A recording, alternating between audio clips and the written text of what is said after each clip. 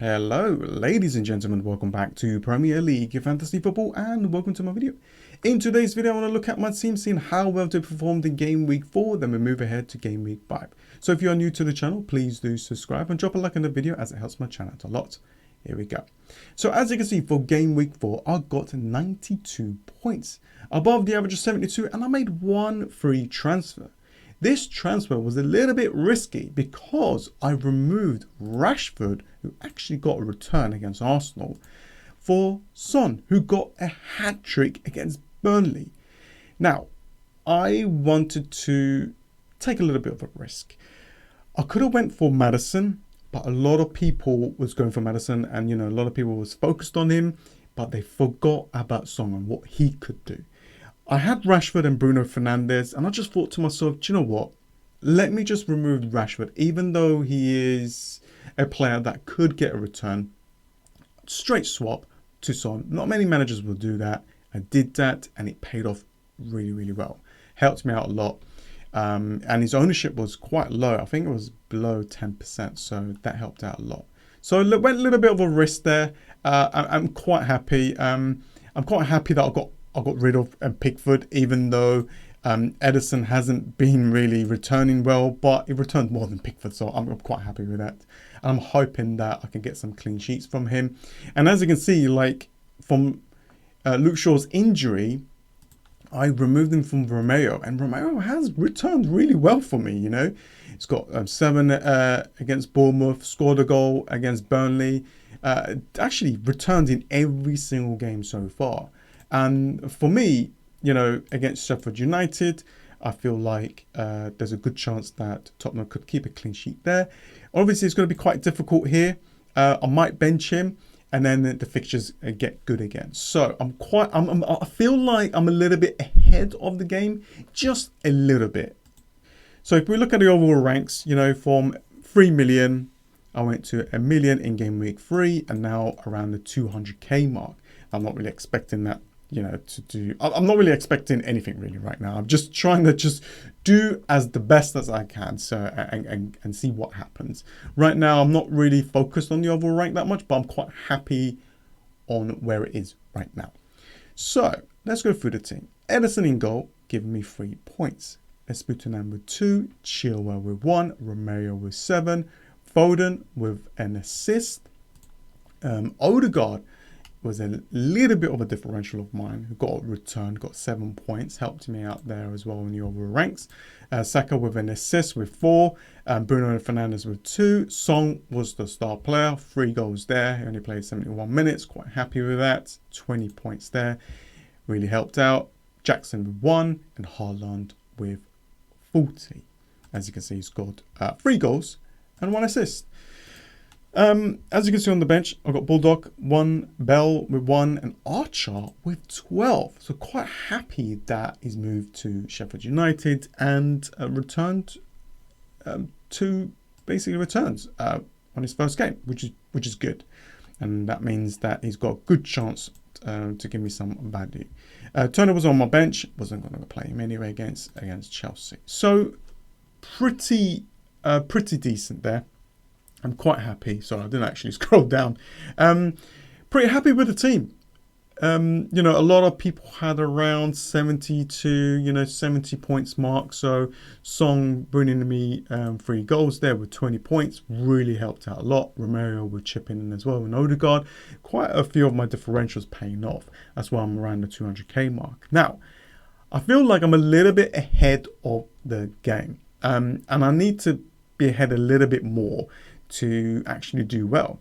So what I'm thinking is actually to bank the transfer.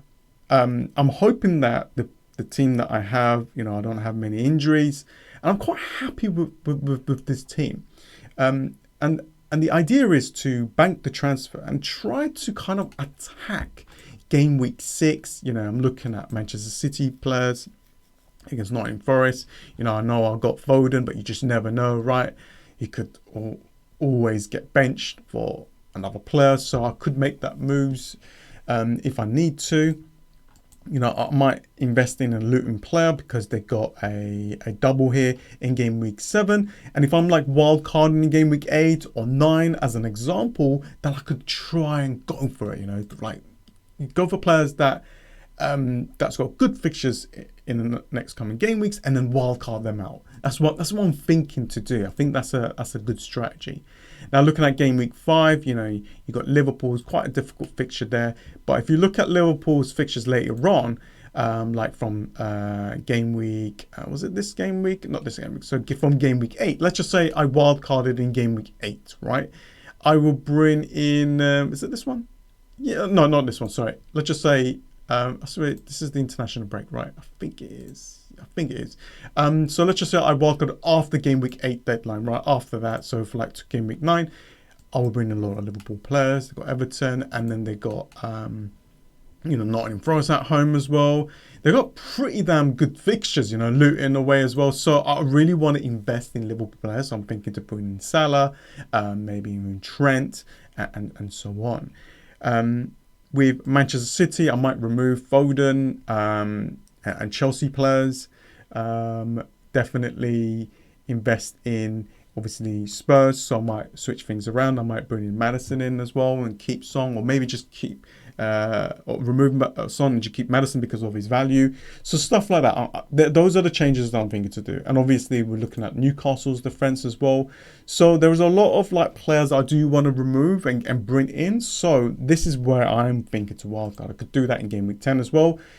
So my idea is to kind of attack game week 8, game week 7, game week 6, game week 5. But for game week 5, I do want to bank the transfer, because looking at these fixtures, right, you know, anything can happen here. You know, obviously Liverpool could do really well. But I'm looking at, like, you know, Watkins here if I needed to bring in a player against Crystal Palace. But I feel like I'm kind of covered. I feel like I'm kind of covered. I've got the Spurs players. I feel like a lot of people's going to go for Son and Maddison, obviously. I've got a couple of Manchester United, you know, Manchester United and Brighton players. Got Manchester City players against West Ham. Here, yes, I could go for a Newcastle player, but I feel like I just want to get through this like game week with 2-3 transfers and start making my moves. Start like really attacking them. So I could bring in the Liverpool players early on, then I might not need to wildcard in game week 9 and so on. So anyways, those were my ideas. This is just as an example, okay? This is not like 100% confirmed. But that's one thing. For now, I'm thinking to bank the transfer. I'm gonna try my best not to make any transfers. But if there are some injuries and there is a player that I feel like is going to be benched or something, I might need to make that move, because I've got the wild card to kind of support me for next game week and so on. So I will make those movements. I'll try. Yeah, I'm not gonna like take a hit, obviously, unless I've got a couple of big players that is out. So we will see. Anyway, let's go through the team. So Edison, Foden, and Haaland against West Ham. Difficult fixture, I'll say. I mean, against West Ham, they do pretty damn well, but West Ham's has actually been performing decently, and you know, I think it's going to be quite tough this season. However, because it's Manchester City, I'm going to go for Manchester City to win here. It's going to be a close game, though. I don't think it's going to be like 3-4 nil or something. So I'm just going to hope that my Manchester City players actually returns. Now, Esputunan, not really expecting too much from him, but he is an attacking defender.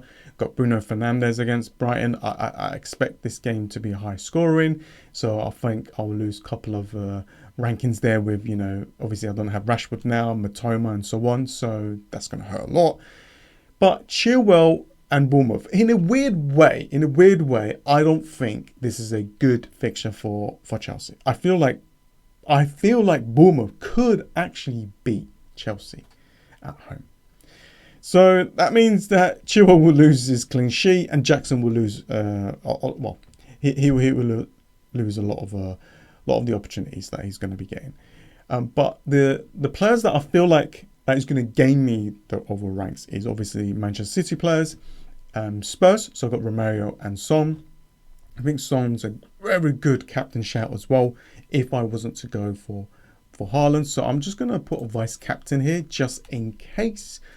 But I could go for Song, but I don't want to take the risk too much. I'm okay with where I am right now, quite happy to kind of maintain it.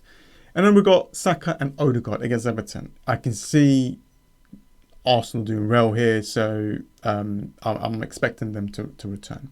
Now on my bench, I got Turner. I think it's a good fixture, right? If Edison doesn't play, you know, I've got Turner there. I've got Archer against Tottenham. Not the best fixture for him to play him, but in the next coming game weeks, maybe it might be useful. We'll see.